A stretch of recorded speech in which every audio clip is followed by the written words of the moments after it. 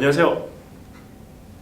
자, 변호사님, 오늘 저희가 오랜만에 파트너 비자를 두고 한번 다시 이야기를 해볼까 하는데, 일단 파트너 비자를 신청을 하고 파트너 비자가 거절이 됐을 경우에 거기에 대해서 어떻게 대처를 하면 좋을지에 대한 꿀팁을 한번 설명을 해주시면 좋겠습니다. 파트너 비자는 저희가 여러 번 다뤘는데 이제 중요한 서류들에 대해서 설명을 많이 드렸죠. 그렇죠. 여러 가지 서류들이 있는데 그렇죠. 이제 그 중에서도 가장 중요한 기본 요건이 우리가 파트너 비자를 신청하는 시점에서 디팩토 사실혼 관계다라는 것을 증빙을 할 수가 있어야 됩니다. 그러니까 그게 뭐냐면은 우리가 이제 예를 들어 비자를 지금 오늘 날짜로 제가 신청을 했어요. 신청하는 당시에 이제 제가 이제 갖고 있는 서류들을 다 집어넣잖아요. 뭐 공동 렌트 계약서든지 등등등 쭉쭉 넣었어요. 그리고 나서 이제 이 비자가 심사되고 이제 첫 번째 이제 가용 주권, 그러니까 820 가용 주권이 심사될 때까지 시간이 몇 달 걸린단 말이에요. 그렇죠.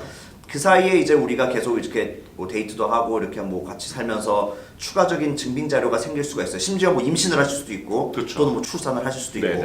그런 추가적인 자료를 계속 중간중간에 업데이트 시킵니다, 우리가. 그렇게 해서 나중에 이제 몇 달 후에 심사관이 배정돼서 우리 걸 파일을 열어서 이제 심사를 할 때 그 모든 서류들이 이제 정상 참작돼가지고 이제 그 결과가 나오는 것인데, 아무래도 신청하고 나서 시간이 지날수록 계속 서류가 추가가 되겠죠. 그러니까 증빙 자료가 점점 탄탄해질 거 아니에요. 그렇게 됐는데 막상 뭐 6개월 또는 1년 후에 이제 820 심사가 딱 들어갔을 때 서류 불충분으로 거절되는 경우가 간혹 있으세요. 그럼 이제 이해가 안 가시는 거죠. 나는 지금까지 비자를 접수하고 지금까지 엄청난 서류를 추가적으로 냈는데 심지어 뭐 우리가 뭐 임신도 했고 뭐 두 사람 공동 명의로 부동산도 샀고 뭐 여행도 갔다 온 것도 다 했고 그렇게 많은데 왜 거절이 되느냐? 그 이유가 있습니다. 가장 중요한 기본 요건이 있습니다. 파트너 비자는 비자를 접수를 할 당시 그 당시의 디펙토 상태인 것을 충분히 증빙을 할 수 있어야 돼요. 그러니까 우리가 접수하는 오늘 날짜 시점에서 뭐 렌트 계약서랑 뭐 사진들 넣었는데 뭐 공동 계좌가 없다라든지 뭔가 서류가 좀 불충분했어요. 근데 비자 접수하고 나서 그로부터 6개월 이내에 임신도 하고 뭐 부동산도 사고 뭐 공동 계좌도 오픈해서 막 엄청나게 사용을 했고 그렇게 했던 것은 추가적인 엑스트라로 그 참고 사항일 뿐이지 비자를 접수 시점에 들어온 서류를 기본적으로 봅니다. 그러니까 비자 접수 시점에 서류가 부족하면 그 뒤에 아무리 많은 증빙 자료를 제출해도 비자가 거절될 수 있습니다. 그래서 이렇게 거절되는 경우가 가장 대부분인 경우인데요. 이렇게 될 경우에 이제 그 대처하는 이제 방법이 있습니다. 파트너 비자 거절됐을 때 이제 그걸 해결하는 방법에 대해서 내용을 말로 설명드리는 것보다 그림으로 제가 그려가지고 좀 알아보시기 쉽게 설명을 해드리겠습니다. 네, 알겠습니다. 자, 우리가 그래서 가령 예를 들어 2022년 11월 1일에 820 801 비자 접수를 했어요. 오늘 날짜로.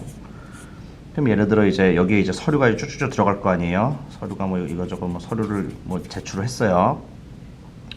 그러고 이제 시간이 흐르죠. 그래서 이제 뭐 가령 예를 들어 2023년 3월 1일에 심사 시작. 요 사이에 약 4개월여간 사이에 추가적으로 서류를 막 우리가 제출을 했어요. 그다음에 이제 심사 이렇게 돼갖고 이제 했을 때 이제 결과가 나와요.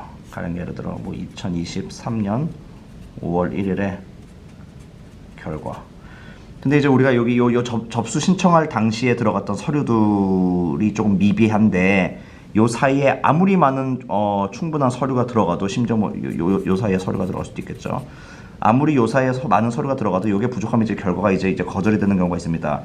이렇게 되면 이제 어떻게 되느냐? 우리한테 이제 주어진 시간은 21일의 시간이 있죠. 21일 안에 이제 AAT 항소를 걸 수가 있습니다. 그럼 요 사이에 이제 우리가 AAT 행정 재심이 들어가죠. 근데 이제 행정 재심이 들어가게 되면은 재심이 이제 심사가 이제 또 이렇게 쭉 이렇게 되는데 요 사이에 계속 우리가 불입증 비자 A 상태로 이제 버틸 수가 있습니다.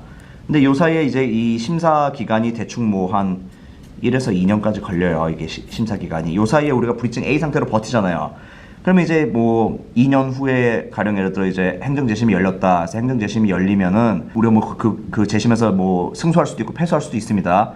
근데 이제 뭐 승소하면 좋지만 그게 이제 패소할 가능성도 있잖아요. 그러니까 거기서 패소할 것을 대비해서 여기서 요 사이에 이제 해결하는 방법이 있습니다. 자, 그래서 아까 말씀드린 것처럼 2023년 5월 1일에 뭐 결과가 나왔어요. 거절이 됐어요. 그럼 우리가 21일간의 시간이 있죠.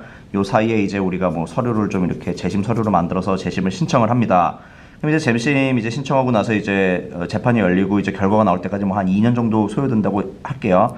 그러면 이 기간 동안을 우리가 브리칭 A 상태로 체류가 가능합니다. 약 2년여의 시간을 우리가 벌 수가 있잖아요. 이 사이에 어떻게 하시면 되냐면 브리칭 A 상태에서 이것을 잠깐 브리칭 B로 신청을 해요. 해외 출입국 허가를 받습니다. 그런 다음에 이 사이에 한국을 가요. 브리칭 B 상태에서. 그 다음에 한국에서 309100 파트너 비자. 이거는 이제 오프쇼어에서 신청하는 파트너 비자입니다. 이것을 신청합니다. 한국에서. 신청을 하시고 다시 입국. 이렇게 되면 어떻게 되냐면 한국 들어가서 이 파트너 비자를 신청할 때는 우리가 기존의 그 온쇼어 파트너 비자를 신청할 때는 서류가 불충분해서 거절이 됐지만 지금 AAT 재심 들어가는 동안에 엄청나게 더 많은 디팩토 사실 증빙 자료가 축적이 되었잖아요. 그러니까 한국에서 파트너 비자 신청할 때 그 모든 게 한 번에 다 들어가잖아요. 그러니까 이거는 나중에 승인날 가능성이 굉장히 높죠. 그러니까 이거를 한국에서 신청을 시켜놓고 호주로 다시 들어와서 이 AAT 결과 나올 때까지 기다리는 거예요. 그러면 이 AAT 결과 나오는 때까지가 약 2년여 정도가 소요가 되기 때문에 그 사이에 한국에서 접수한 오프쇼어 파트너 비자가 승인이 날 겁니다. 그렇기 때문에 AAT까지 갈 것도 없이 파트너 비자로 바로 전환이 가능하시죠. 그러니까 요게 한 가지 팁이 됩니다. 그 파트너 비자 온쇼어에서 거절됐을 때 AAT 당연히 넣으시고요. 요 결과를 그냥 마냥 기다리시지 마시고 요 사이에 잠깐 브리칭 A를 브리칭 B로 전환하신 다음에 한국에서 오프쇼어 파트너 비자를 선청하시고 다시 들어와서 양쪽 걸 다 기다리세요. 호주에서 접수한 AAT랑 한국 거 오프쇼어 파트너 비자를 같이 기다리다 보면 요 AAT 결과가 나오기 전에 한국 거 파트너 비자 승인 날 가능성이 훨씬 높습니다. 그러면은 여기서 계속 합법적으로 체류도 하시면서 파트너 비자까지 받으실 수 있는 꿀팁이 되겠습니다. 네, 감사합니다. 일단 그래서 호주 내에서 이제 파트너 비자를 신청을 했을 시, 그리고 거절됐을 시에 이제 대처 방법, 그 꿀팁에 대해서 오늘 영상 이렇게 다뤄봤습니다. 네, 일단 파트너 비자에 대해서 또 궁금한 거 있으시면 댓글 달아주시면 저희가 답변을 달 수 있는 그런 기회를 만들도록 하고요. 오늘 영상 끝까지 봐주셔서 감사하고 다음 영상에서 찾아뵙겠습니다. 감사합니다.